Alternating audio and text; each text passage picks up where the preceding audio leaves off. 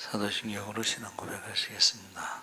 전능하사 천지를 만드신 하나님 아버지를 내가 믿사오며 그 외아들 우리 주 예수 그리스도를 믿사오니 이는 성령으로 잉태하사 어리게 나시고 본디오 빌라도에게 고난을 받으사 십자가에 못 박혀 죽으시고 장사한 지 사흘 만에 죽은 자 가운데서 다시 살아나시며 하늘에 오르사 전능하신 하나님 우편에 앉아 계시다가 저희로서 산 자와 죽은 자를 심판하러 오시리라. 성령을 믿사오며 거룩한 공예와 성도가 서로 교통하는 것과 죄를 사하여 주시는 것과 몸이 다해 사는 것과 영원히 사는 것을 믿사옵나이다. 아멘. 찬송가 597장 찬송하시겠습니다.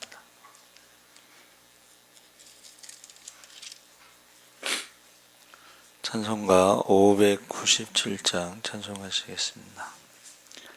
이전에 주님을 내가 몰라 영광의 주님을 비방했다. 지극한 그네 내게 넘쳐 날 불러주시니 고마워라. 나 받은 달란트 얼마런가 나 힘써 그것을 남기어서 갑절로 주님께 바치오면 충성된 종이라 상 주시리. 전하고 무능한 나에게도 귀중한 직분을 맡기셨다. 그 은혜 고맙고 고마워라. 이 생명 바쳐서 충성하리. 나 하는 일들이 하도 적어 큰 열매 눈앞에 안 베어도 주님께 죽도록 충성하면 생명의 면류관 얻으리라. 아멘. 하나님 말씀을 에베소서 2장 11절에서 22절까지 교독하겠습니다. 311쪽에 있습니다.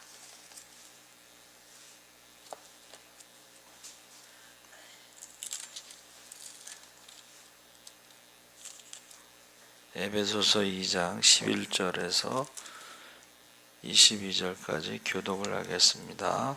그러므로 생각하라. 너희는 그때에 육체로는 이방인이요 손으로 육체에 행한 할례를 받은 무리라 칭하는 자들로부터 할례를 받지 않은 무리라 칭함을 받는 자들이라.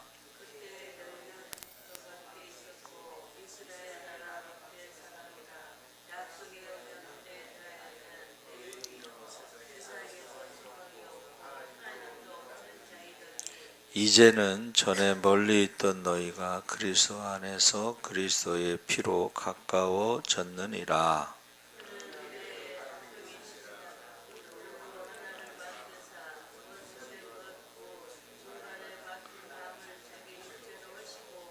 법조문으로 된 계명의 율법을 폐하셨으니 이는 이 둘로 자기 안에서 한 세 사람을 지어 화평하게 하시고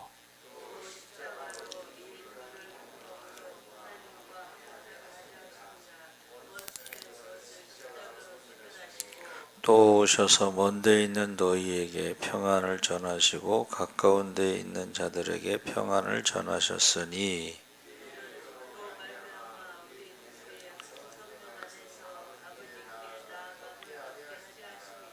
그러므로 이제부터 너희는 외인도 아니요 나그네도 아니요 오직 성도들과 동일한 시민이요 하나님의 권속이라.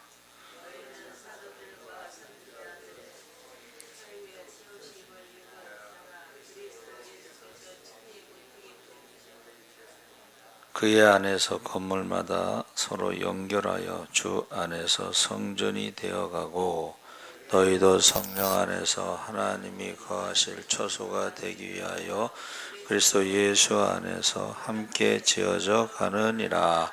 아멘. 할렐루야. 네, 좋은 아침입니다. 잘 오셨습니다. 오늘 말씀의 제목이 생각하라. 여러분 연세가 드시면서 가장 무서워하는 게 치매잖아요. 근데 치매에 걸리지 않기 위해서 생각, 뭔가를 외국어라든가 아니면 음악이라든가 이런 걸 배우라는 거예요. 그러니까 연세 드셨어도 자꾸 공부를 하셔야 된다는 거예요. 생각하고 공부하고. 그래서 그 전에 어른들은 이름도 다 외우고 또 저희 큰어머니 같은 경우도 생일도 다 외우고 조카들 생일서부터 또 안 믿는 사람들은 그 제삿날도 다 외우고 막 그러잖아요.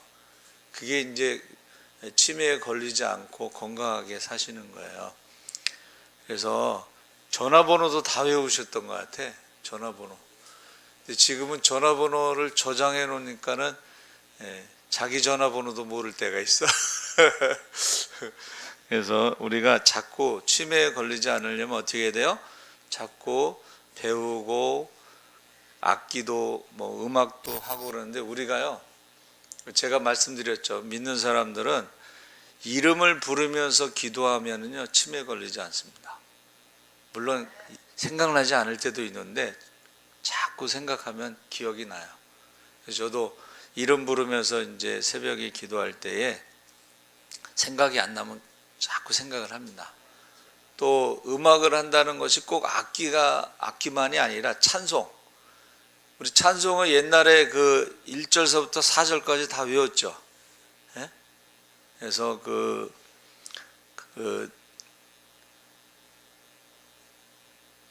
사랑의 원자탄 손영한 목사님이 있는 소록도 거기에는 반주자가 이 손가락이 좀 이렇게 잘려 나가서 좀 몽뚱손? 그런데 찬송가를 1장에서부터 끝장까지 안 보고 친다는 거예요. 그러니까 이제 몸은 좀 불편해도 뇌 건강은 굉장히 좋으신 거죠. 그렇죠? 그리고 그 사람들이요 박수를 그렇게 치면서 찬송한대. 몽뚱손을 가지고 이렇게. 근데 이 박수 치는 게 건강에 굉장히 좋은 거예요. 뇌 건강에 좋고. 그래서 손을 많이 움직여야지 뇌 건강에 좋고 치매에 걸리지 않는다. 두 번째는 운동을 자꾸 해야 돼. 움직여야 돼.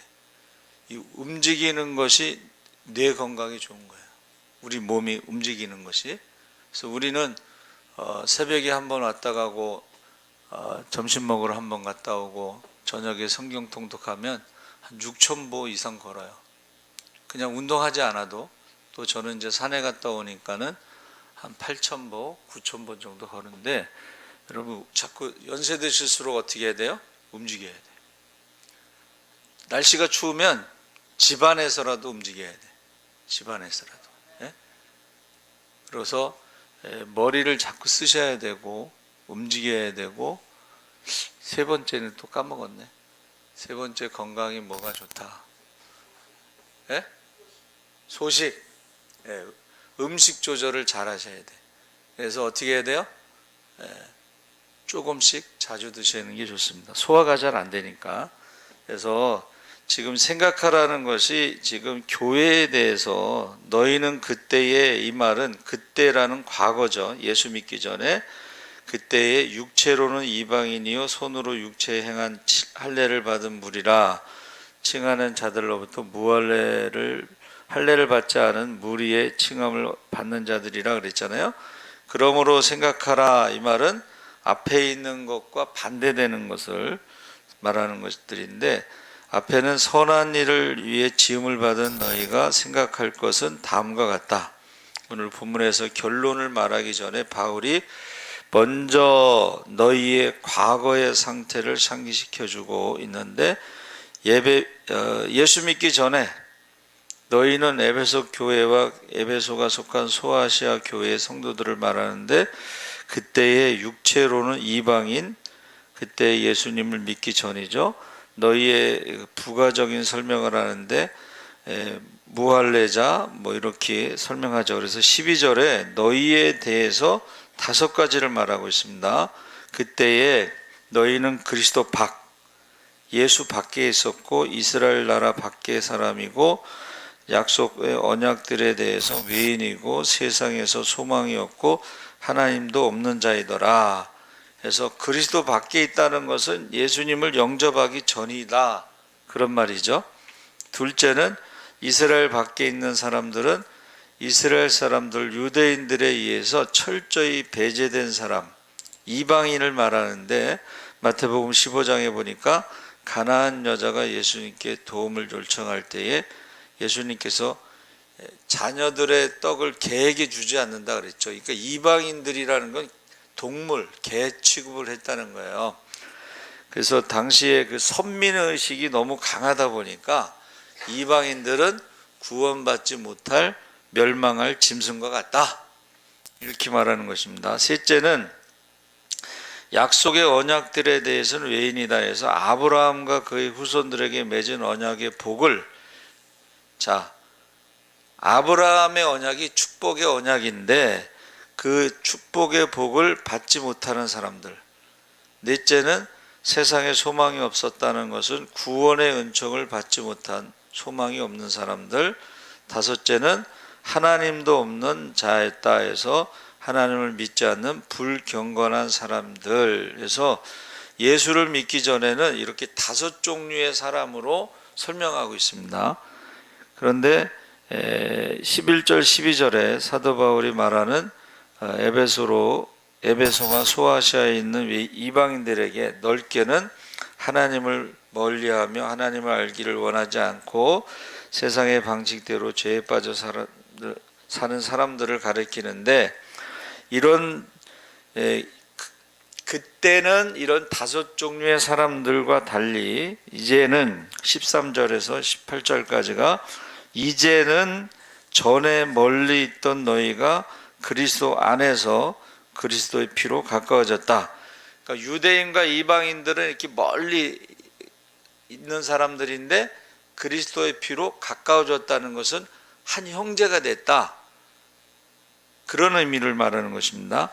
그래서 주목할 단어 2개가 멀리 있던, 가까워졌다, 이 말인데, 멀리 있었던 이방인들이 예수 그리스도 안에서 그리스도의 피로 하나님과 가까워졌어. 첫째는 하나님과 가까이, 예수의 피로 하나님의 자녀가 됐죠. 그러니까 죄의 담이 무너지면서 하나님과 가까워진 거예요. 예수의 피로 하나님의 자녀, 하나님과 가까워졌다는 것이고, 두 번째는 이웃을 사랑하라고 하셨을 때 내 몸과 같이 해서 이웃이 형제로, 부모로, 이웃이 가장 가까운 이웃은 이제 부모잖아요. 그래서 이웃을 내 몸과 같이 사랑하라 했을 때 내 몸이라는 것은 너를 낳아준 부모처럼, 내가 낳은 자녀처럼, 그 부모와 자녀는 한 몸이란 말이에요. 한 피란 말이에요. 그것처럼 가까워졌다. 예수 안에서 하나님과 가까워지면서, 또 이웃과도 가까워지는데 마치 부모처럼 자녀처럼 가까워졌다, 그렇게 말하는 겁니다. 그래서 우리가 그 전에 우리는 형제 자매라는 말을 많이 썼는데 요새는 형제 자매란 말을 잘 안 쓰죠. 가까이 하기에 너무 먼 당신, 원수와의 동침, 이게 무슨 영화 제목인데, 부부 관계가 원수와의 동침, 적과의 동침, 그런 영화가 있었어요. 그러니까 이게 예수 안에서 예수의 피로 우리가 죄의 문제가 해결되지 않으면 이게 가까워질 수가 없다는 것을 말하는 것입니다. 그래서 14절에 그는 우리의 화평이시라 둘로 하나를 만드사 원수된 것 곧 중간에 막힌 담을 자기 육체로 하시고, 그래서 이방인과 유대인들이 하나로 만들 수 있는 것이 중간에 막힌 담을 하셨다는데 그 육체로 하셨다. 이게 뭐예요? 십자가의 죽음으로 하나가 되게 만드셨다. 그래서 성전에 그 이방인의 뜰과 유대인의 뜰이 구분되어 있잖아요. 또 성소와 지성소 사이에 휘장이 있어서 구분되어 있었죠. 근데 그 휘장이 찢어졌다고 그랬잖아요. 그렇죠? 그래서 히브리서에서는 그의 육체라 그랬어요. 휘장은 그의 육체라. 십자가에서 죽으면서 그게 육체가 갈라져서 이제는 예수의 피로 지성소에 때를 따라 돕는 은혜를 구하기 위해서 언제든지 가서 하나님 앞에 기도할 수 있다, 이렇게 말씀하셨잖아요. 그렇죠? 그래서 예수를 믿는다는 것은 하나가 되게 하셨다 하는 것을 지금 말하는 것입니다. 그래서 그러나 지금은 상황이 달라졌다. 그전은 옛날에는 이방인의 뜰, 유대인의 뜰 이렇게 전부 구분이 됐는데 이제 그 구분이 없어졌다는 것을 말합니다. 그것은 예수님의 피로 차별 없이 우리가 하나가 돼서 함께 예배드릴 수가 있다. 15절에 법조문으로 된 계명의 율법을 폐하셨다. 이 율법이라는 것이 구분하잖아요. 율법은 음식도 부정한 음식이 있고 정한 음식도 구분하고, 그렇죠? 사람도 구분하고, 이렇게 구분하는데 이 둘을 자기 안에서 한 세 사람을 지어 화평하게 하시고 해서 그 구분하는 율법을 폐하셨다는 것입니다. 그래서 율법의 효력을 상실했다. 주님께서 법조문으로 된 계명의 율법을 폐하신 이유는 이 둘이, 이방인과 유대인들이 자기 안에서, 주님 안에서 한 세 사람을 만들어 새로운 피조물, 믿는 자, 하나님의 자녀로서 하나님의 형상이 회복되는 것입니다. 회복. 그래서 주님께서 율법을 폐하신 궁극적인 이유는 온 인류가 주님 안에서 화평을 이루게 함이라. 그러니까 여러분, 이 몸 자체가 몸을 공격하는 루푸스 병이 있습니다. 그렇죠? 루게릭 병도 있고. 그게 뭐예요? 자기 몸이 아니라고 생각하고 공격하는 거예요. 근데 우리는 예수 안에서 한 몸이기 때문에 이방인이니 남녀노소니 배웠니 못 배웠니 가졌니 안 가졌니 이런 것을 구분하는 게 아니라는 거예요. 그래서 주님께서 16절에 십자가로 이 둘을 한 몸으로 하나님과 화목하게 하려 하심이라. 원수된 것을 십자가로 소멸하시고, 그래서 하나님이 우리를 사랑하실 때에 아직 우리가 죄인 되었을 때, 하나님과 원수 되었을 때, 하나님을 대적할 때, 우리가 하나님 말씀대로 살지 못한 연약할 때에 우리를 사랑하셨는데, 그것을 우리가 이제 아가페의 사랑이다, 무조건적인 사랑이다, 그것을 은혜다 그랬어요. 은혜라는 것은 부모가 자식을 사랑하는 그것을 말하는 거예요. 부모가 자식을 사랑할 때 잘생겨서 사랑하고 공부 잘해서 사랑하고 그렇지 않잖아요. 오히려 좀 못난 아들을 더 사랑하고, 장애가 있는 아들을 더 사랑하고 그런 거잖아요. 그렇죠? 그래서 그 은혜를 말하는 것입니다. 14절 15절에 이방인들과 유대인들이 원수지간 사람들을 포함해서 모든 사람을 구원받은 사람들과 이 수평적인 관계, 그러니까 하나님과 우리의 관계는 수직적인 관계인데, 이거 수직적인 관계는 아버지와 아들의 관계, 부모와 자녀의 관계는 수직적인 관계고, 형제는 수평적인 관계. 예? 열 손가락 깨물어서 안 아픈 손가락이 없다고 이 수평적인 관계를 말하는. 그러니까 세상의 기준은 뭐 배우고 못 배우고 잘생기고 못생기고 뭐 이런 것을 따지지만, 예수 안에서 수평적인 관계는 그걸 차별을 두지 않는다는 것을 말하는 것입니다.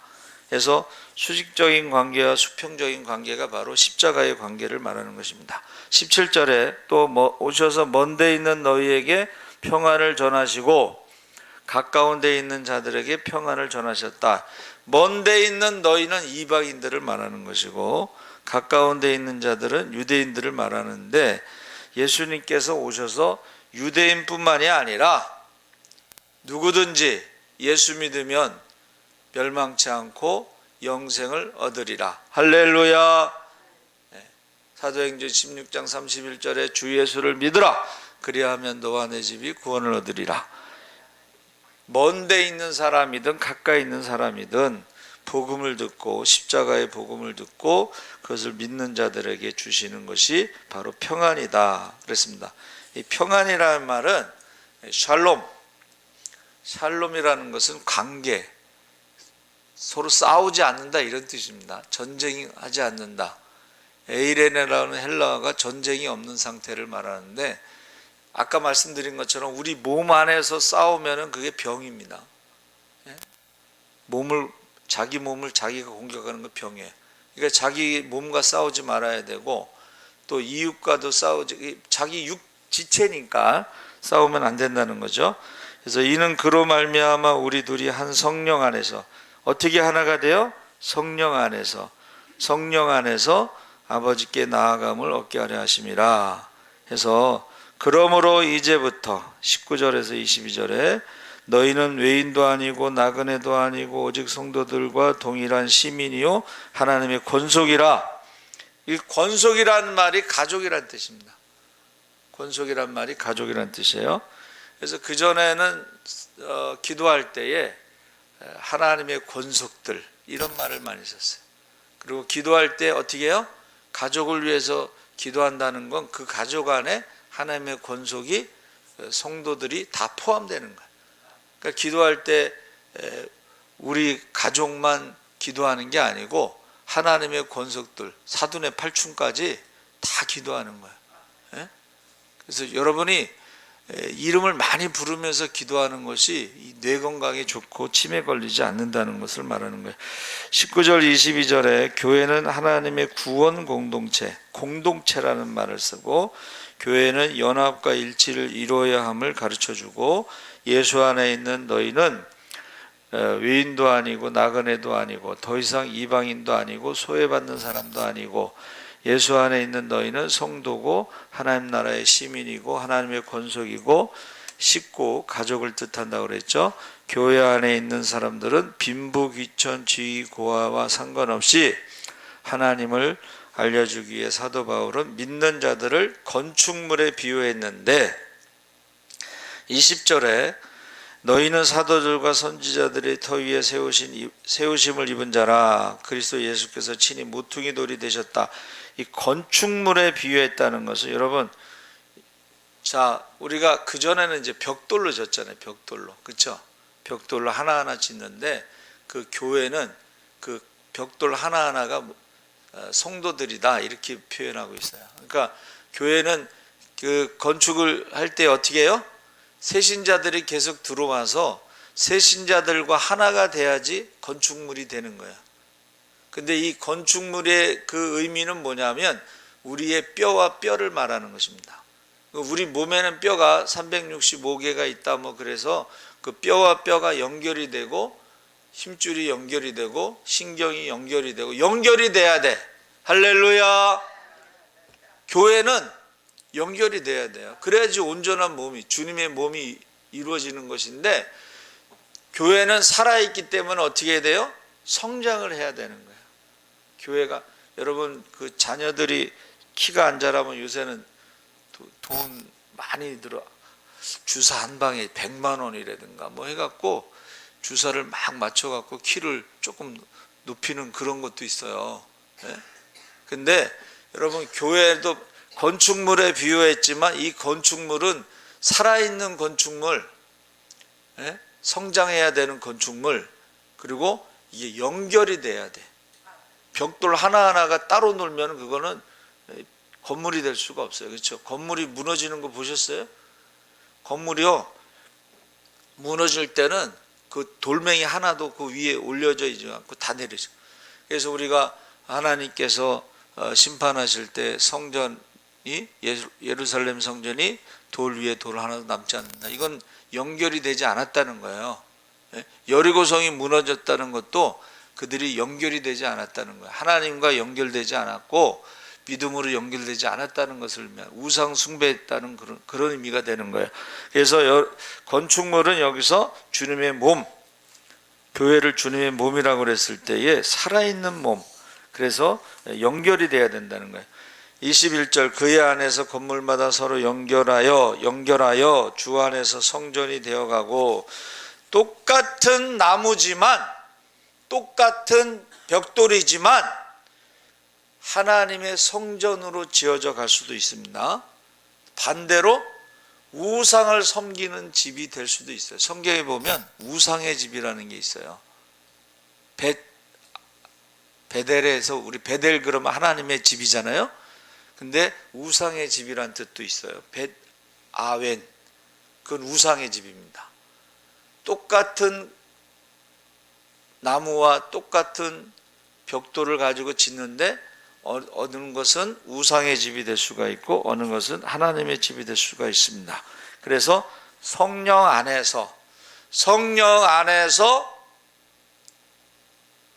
내가 죽고 예수님을 사는 이 성령, 예수님께서 세례 받으실 때에 성령이 임하셨죠. 이 세례라는 게 죽는다는 것을 말해요. 세례라는 것은 죽기까지 십자가에 순종하는 것을 말하는 거예요. 죽기까지 십자가에 순종하는 그것을 세례라고 하는 거예요. 그래서 너희가 내가 받는 세례를 받을 수 있느냐? 너희가 내가 마시는 잔을 마실 수 있느냐? 그게 바로 죽기까지 순종하는 것을 말하는 거예요. 그래야지 성령이 임하는 거예요. 할렐루야. 자기가 죽지 않는 사람은 절대 성령이 임할 수가 없습니다. 욕심이 죽지 않으면 성령이 임할 수가 없어요. 그래서 욕심이 죽지 않은 사람들은요, 악한 영이 역사하는 거예요. 성령 받은 사람하고 악한 영이 역사하는 사람하고 그 열매를 보면 알 수가 있는 거예요. 악한 영이 역사하는 사람들은 자기가 죽지 않습니다. 그런데 성령이 역사하는 사람들은 자기가 여러분, 자기가 죽으니까 오순절 마각 다락방에 성령 받은 사람들이 자기가 죽으니까 재산을 내놓는 거예요. 여러분, 그 피 같은 돈을 그걸 내놓는 게 쉬운 게 아닌데 자기가 죽은 사람, 성령 받은 사람들이 그것을 내놔서 날마다 구제를 했기 때문에 하나님과 사람들에게 사랑받고 칭찬받아서 구원받는 자의 수가 날마다 더한 줄 믿습니다. 그래서 요새 기독교 방송제 제가 이렇게 들어보면 참 교회마다 성탄 선물, 큰 교회마다요, 성탄 선물을 쌀을 뭐 500포를 뭐 동네 어려운 사람들 줬다, 뭐 연탄을 뭐 줬다, 뭐 이런, 그래도 좋은 소식들이 들리더라고요. 성탄, 기쁘다 구주 오셨네, 우리만 찬송하고 좋아하는 게 아니라 이웃들에 대해서 그 나누는 그런 뉴스가 계속 나와서 너무 좋더라고요. 안 믿는 사람들은, 제가 이제 라디오를 좀 이렇게 들어보면 안 믿는 사람들은 성탄절 계획이 뭐냐면 밤새도록 술 먹고 뻗는 게 계획이래. 그 다음날 속 쓰리고 후회한대. 안 믿는 사람들은 성탄절에 술 먹는 거를 계획을 세우더라고. 근데 우리는 성탄절에 어떻게 해요? 이웃, 가난한 이웃, 이 추운 겨울에, 그래서 어느 교회는 뭐 김장을 뭐 해서 김치를 나눠줬다, 쌀을 나눠줬다, 무슨 뭐 선물 보따리를 한 박스에 16만 원 정도 하는 물품을 나눠줬다. 이제 그런 뉴스가 나와서 참 좋았어요.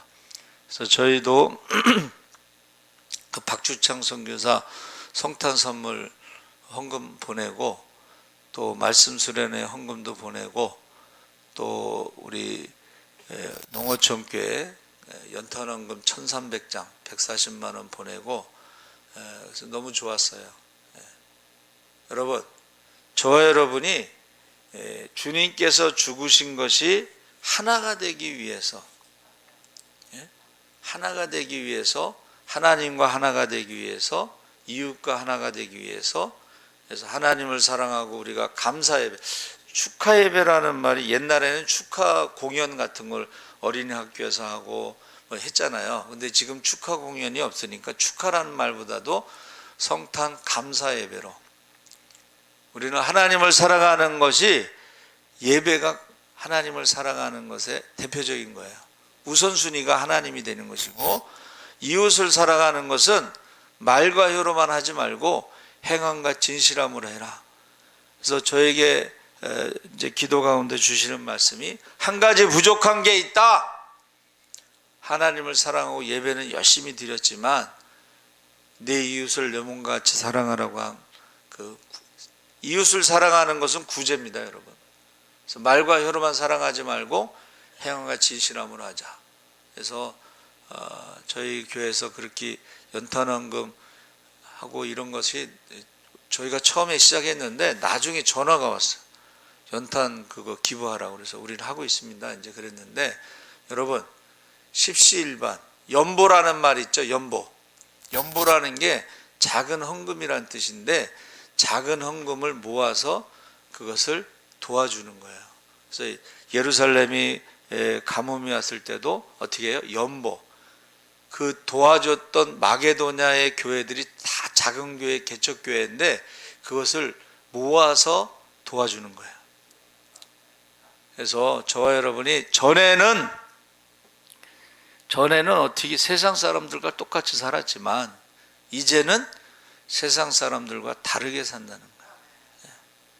그래서 섬에서 목회하는 친구, 제가 한번 뭐가 필요하냐 그랬더니 물탱크가 필요하다. 물이 없으니까는 비가 오면 받을 수 있는 물탱크. 제가 구역내에서요 그 얘기하고서 1년 동안 헌금을 모아가지고 보내줬어요. 1년 동안.